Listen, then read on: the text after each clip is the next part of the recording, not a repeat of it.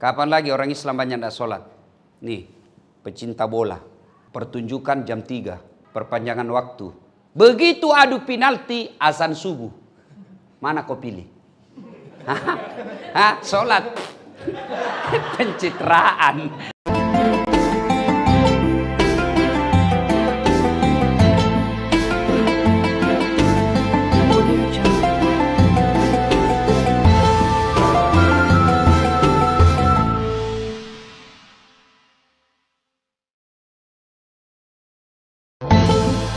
Adik-adik sekalian, saudara-saudara sekalian, teristimewa Sahibul Bait, Raffi Ahmad beserta keluarga yang insya Allah dimuliakan dan dirahmati Allah Subhanahu wa Ta'ala.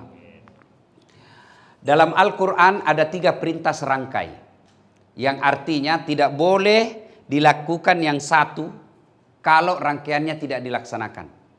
Tidak sah perintah yang satu kalau perintah rangkaiannya tidak ditunaikan. Dia harus dijalankan secara serangkai. Apa itu? Yang pertama, atiullaha wa atiur rasul. Taatlah engkau kepada Allah dan juga taat kepada Rasulnya. Artinya, orang yang taat kepada Allah tapi tidak taat kepada Rasulnya, taatnya kepada Allah ditolak. Sebaliknya, orang yang taat kepada Rasulullah tapi tidak taat kepada Allah, taatnya kepada Rasul sia-sia. Itu yang pertama. Yang kedua, aqimis shalah wa atus zakat. Dirikan solat, tunaikan zakat. Ini dulu yang saya mau bahas baik-baik. Dirikan solat, tunaikan zakat. Orang yang bayar zakat hartanya, zakat fitrahnya, zakat profesinya, dia keluarkan semua tiap tahun. Tapi dia tidak solat, tidak ada gunanya.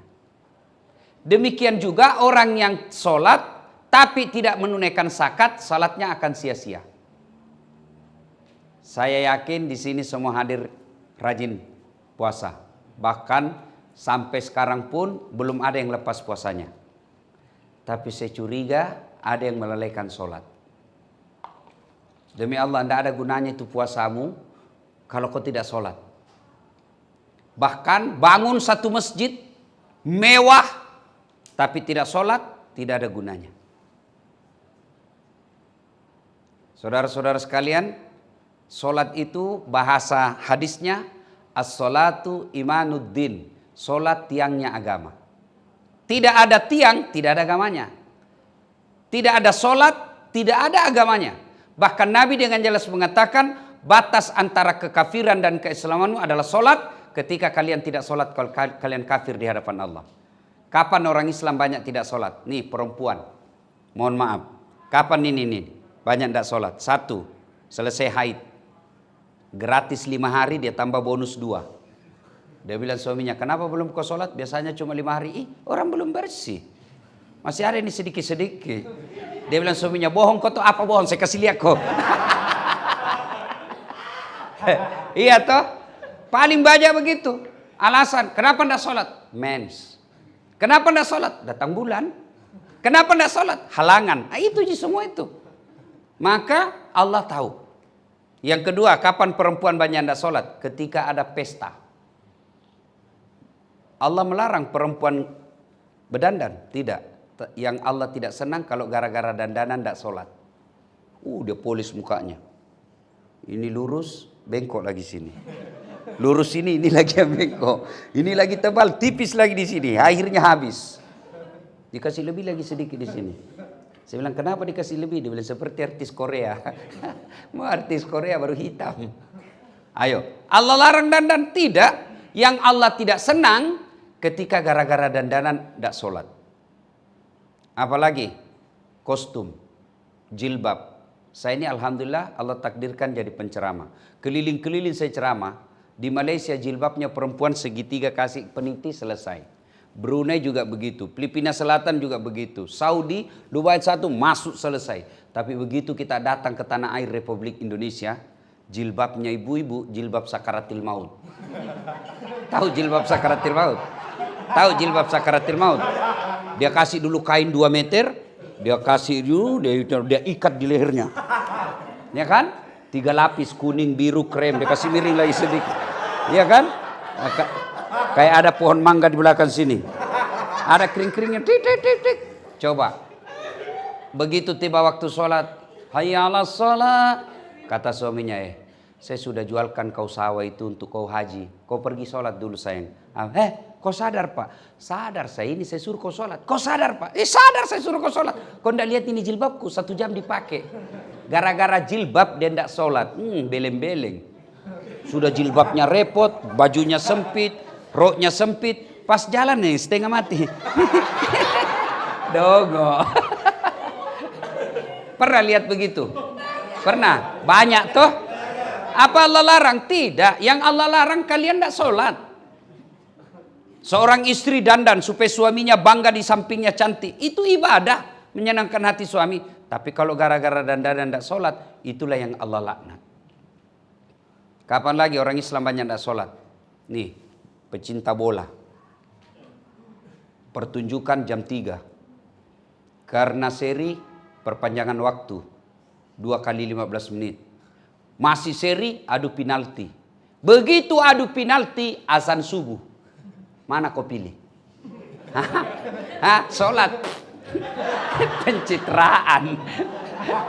Sholat ketinggalan gol. Nonton ketinggalan sholat. Akhirnya apa? Dia jamak. Ambil sajadah sholat depan televisi. Begitu iklan baru dia sholat Allahu Akbar, Allahu Akbar. Allah larang nonton? Tidak. Yang menjadi Allah tidak senang kita karena gara-gara nonton mengabaikan sholat. Ayo adik-adik nih yang cowok-cowok. Apa alasanmu tidak sholat? Kau bilanglah sama saya. Ku tangkis sih. Ayo. Apa alasanmu tidak sholat? Ayo. Tidak ada kecuali malas. Ustadz, saya baru sadar Ustadz. Seumur-umur saya tidak pernah belajar bacaan sholat. Wala ta'asu min rauhillah kata Allah. Jangan kau putus asa. Solusinya apa Ustaz? Berjamaah di masjid.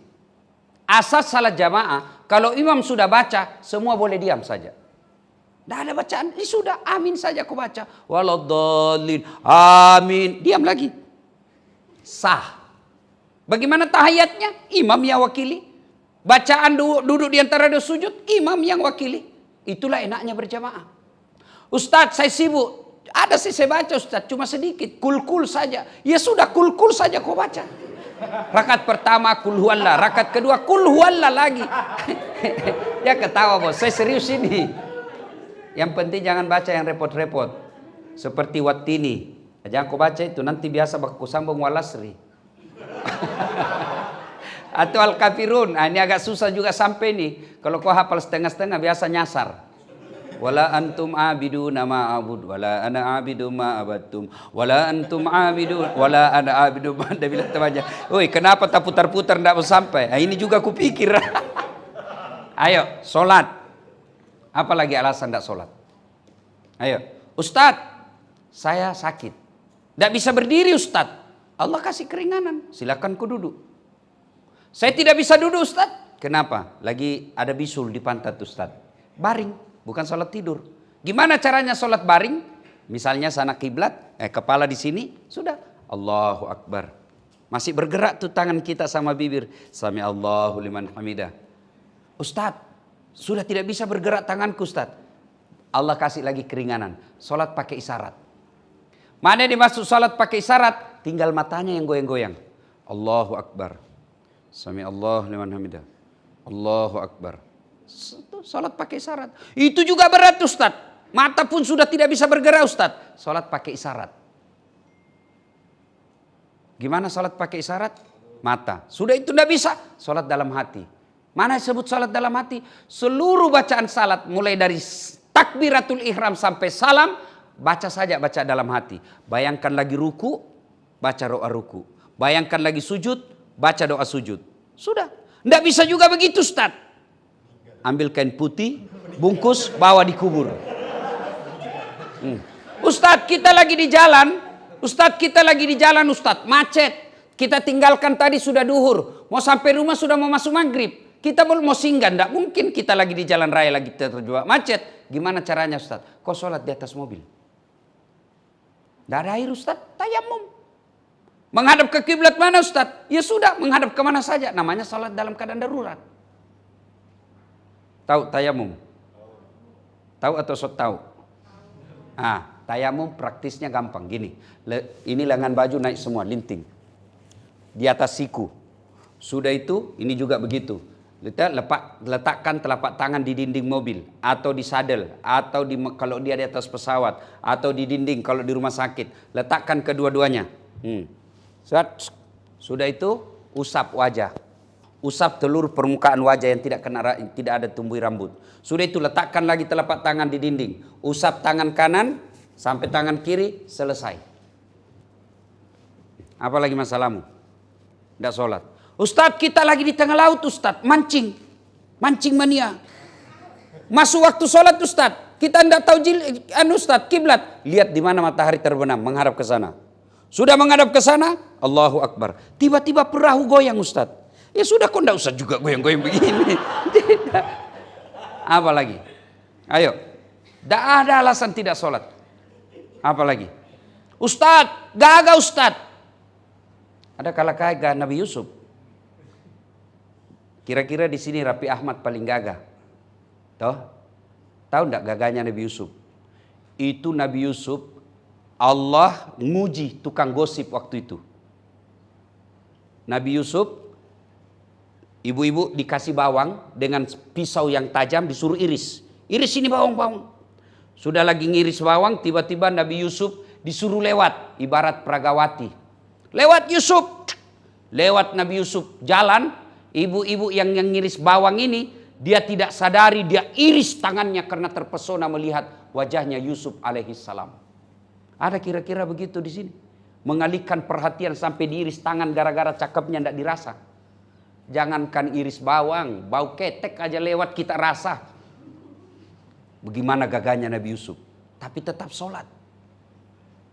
Ustadz, kuat Ustadz, olahragawan. Ada kala Nabi Musa.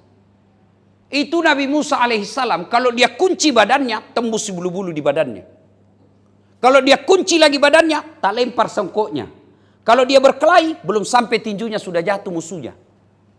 Tapi dia tetap sholat. Ustadz, saya sakit Ustadz. Ada kala sakitnya Nabi Ayub. Tapi beliau tetap sujud beribadah kepada Allah. Kita baru sariawan, tidak sholat. Kalau kau sariawan, salat sariawan kau.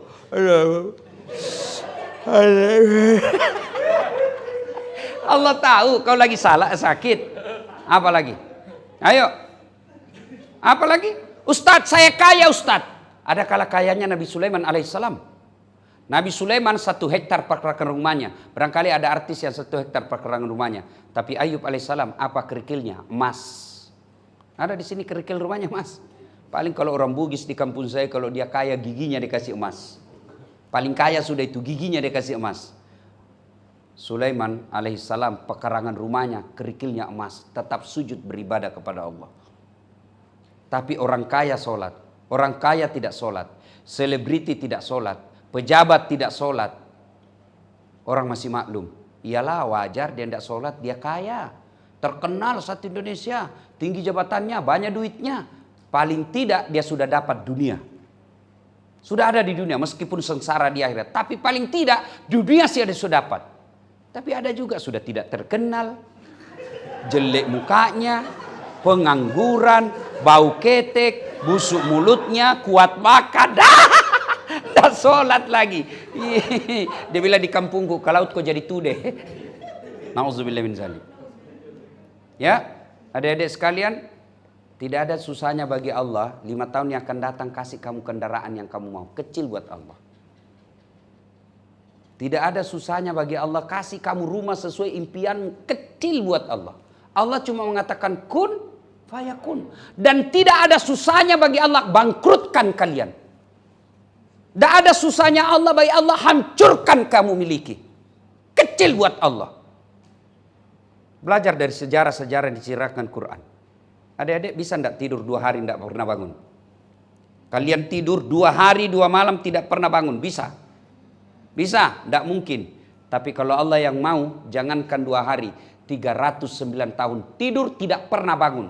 Siapa? Ashabul Kahfi. Tidak masuk akal, tapi kalau Allah mau, jadi. Adik-adik akhwat. Bisa tidak hamil tidak pernah disentuh laki-laki? Ilmu kedokteran mengatakan tidak mungkin. Tapi kalau Allah yang mau, tidak ada susahnya buat Allah. Siti Maryam, wanita suci, tidak pernah disentuh laki-laki, melahirkan Isa alaihissalam. Tidak ada suaminya. Lahir Isa alaihissalam, Siti Maryam. Cuma sekarang banyak juga cewek mau saingan Siti Maryam. Tidak ada suaminya, ada anaknya. Dongo.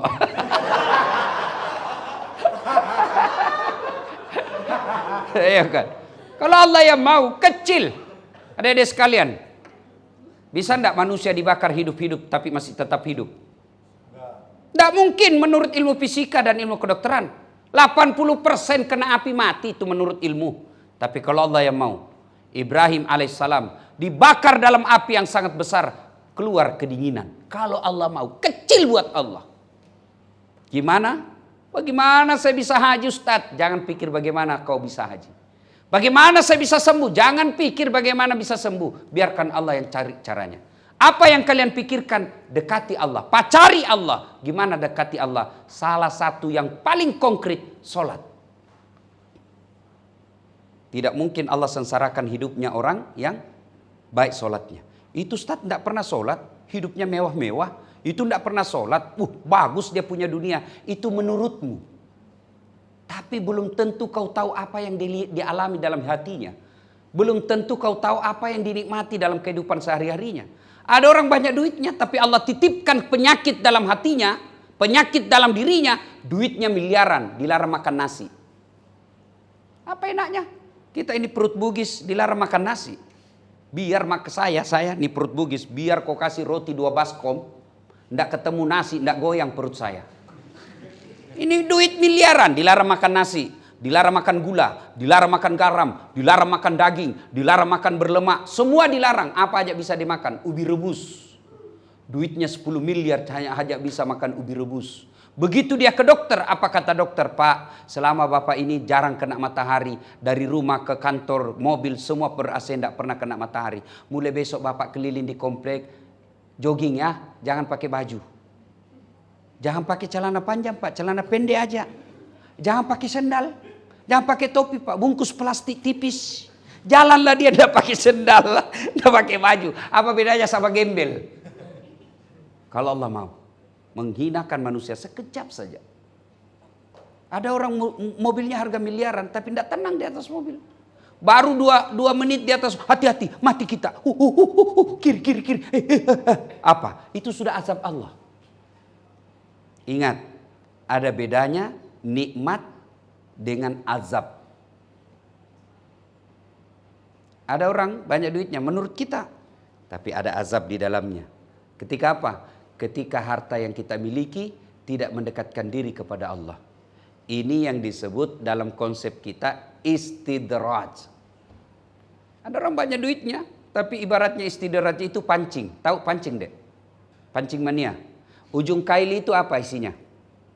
Ujung kail. Umpan. Itu umpan untuk nyenangin ikan atau tidak? Pancing, namanya dipancing. Kau makan, masuk pancing, masuk kail, trak. Begitu sudah masuk kail di mulutnya, ikan sudah bisa dibayangkan. Tarik naik ke daratan, sudah bisa dibayangkan nasibnya. Bisa dipepes, bisa dibakar, bisa dibanting. Begitulah orang yang diberi nikmat oleh Allah tapi tidak pandai mensyukurinya. Nah, salah satu ciri orang kufur tidak sholat. Adik-adik sekalian, tidak puasa tetap Islam. Tidak bayar zakat tetap Islam. Tidak haji padahal mampu tetap Islam. Tapi ketika tidak sholat, Al-Quran sudah jelas. Al-Fat 29. Muhammad Rasulullah. Walladzina ma'ahu asidda'ul al-kuffar ruhama'u bainahum tarahum rukka'an sujjada yabtaguna fadlan minallahi wa ridwana. Tanda orang Islam itu kata Allah, rukka'an sujjada. Kamu lihat mereka ruku dan sujud. Kenapa sholat penting? Karena sholat adalah puncak penghambaan kepada Allah. Artinya apa Ustadz? Adik-adik semua kan pernah umroh. Tawaf boleh sambil nyanyi?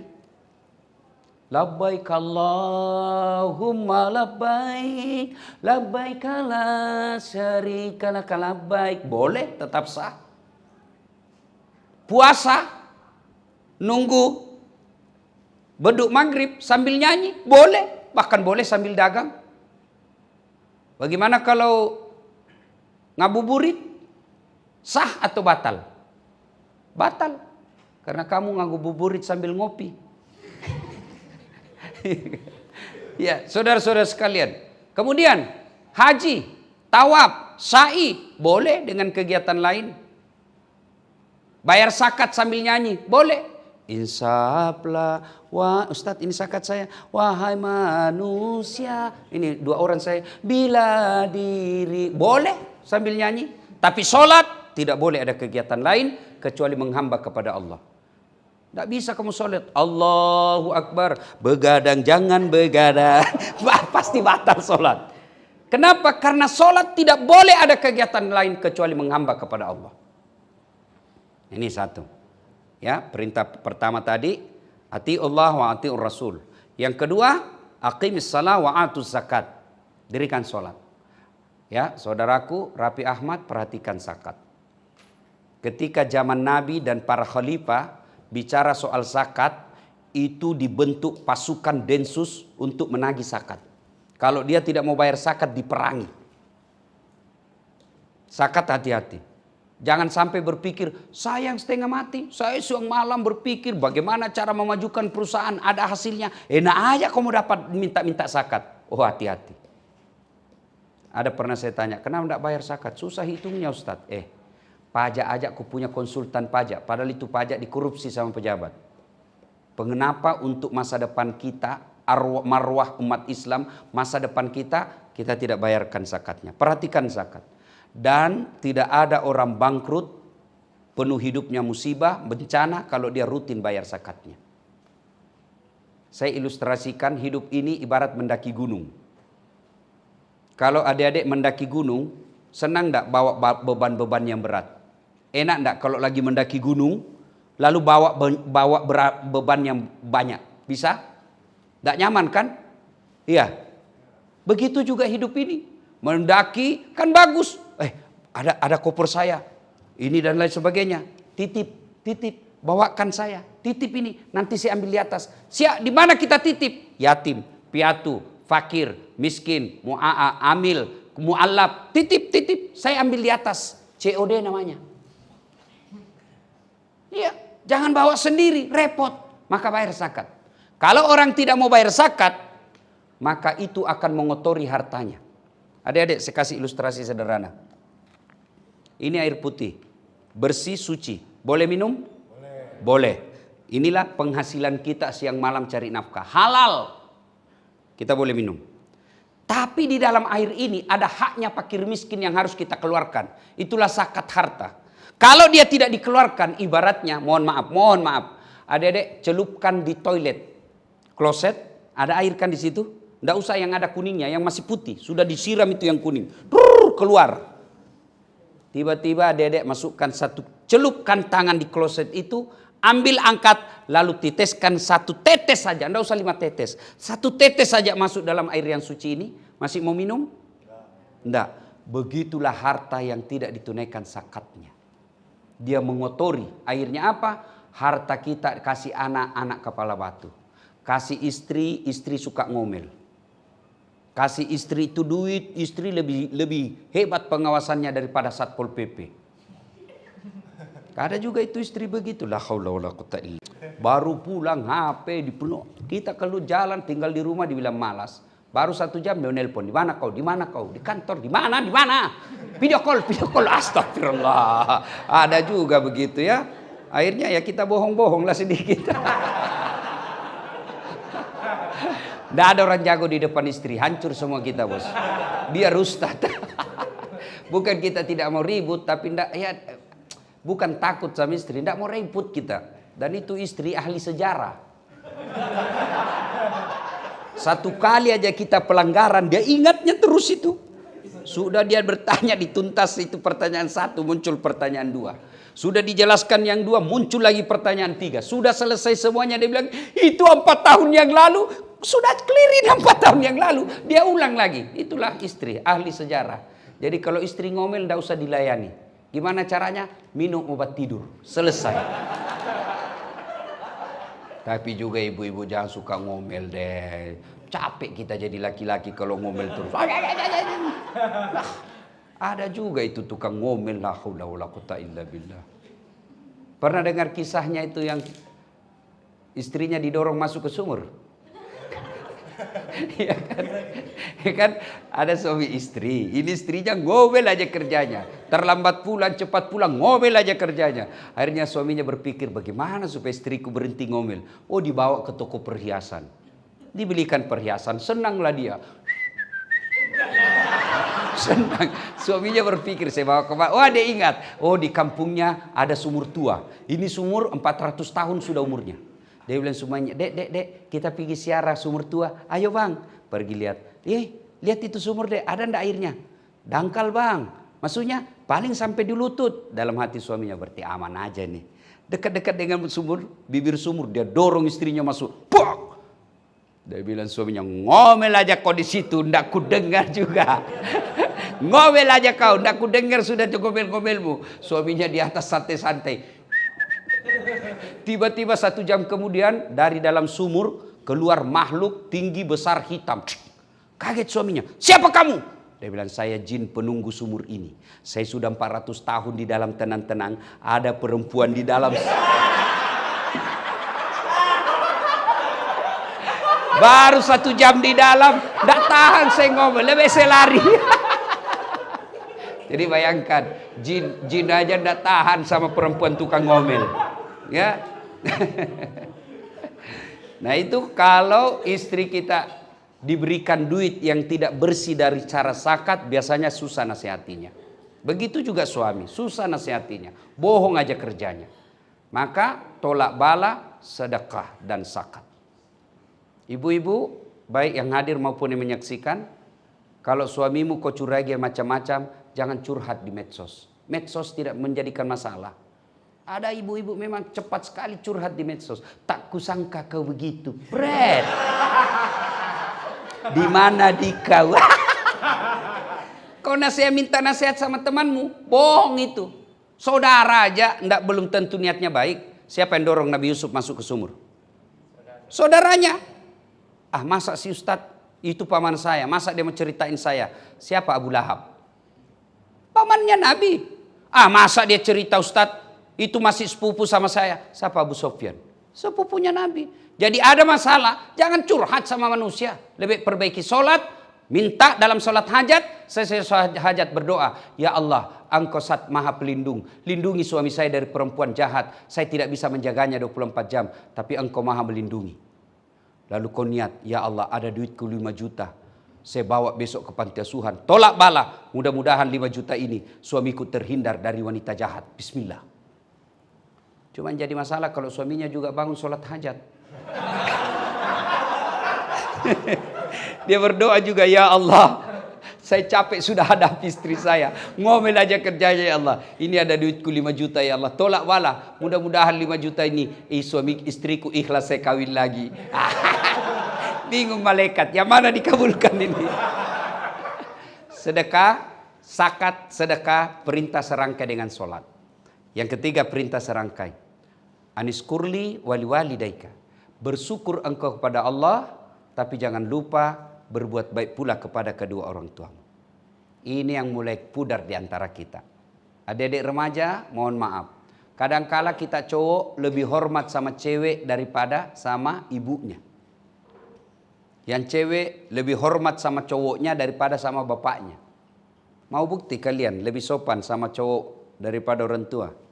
Wallpapermu beda, siapa foto di situ? Nah, coba orang tua kita. Biasanya wallpapernya siapa? Siapa? Anaknya itu? Kamu? Bapakmu? Saya lagi mengajar ujian final test di kampus. Saya dosen komunikasi Unhas. Adik-adik jangan simpan handphone di depan. Jangan pegang handphone. Handphone simpan sudut kanan meja. Simpan semua. Saya jalanlah mengawas. Tiba-tiba ada saya lihat foto cowok. Cakep betul putih. Saya lihat cowoknya. Ceweknya. Enggak. Artinya enggak seimbang ya kan.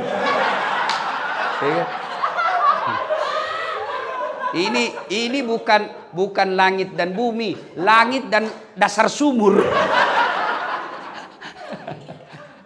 Lalu saya bilang sama ini mahasiswi saya, Dek, cakepnya cowokmu Dek.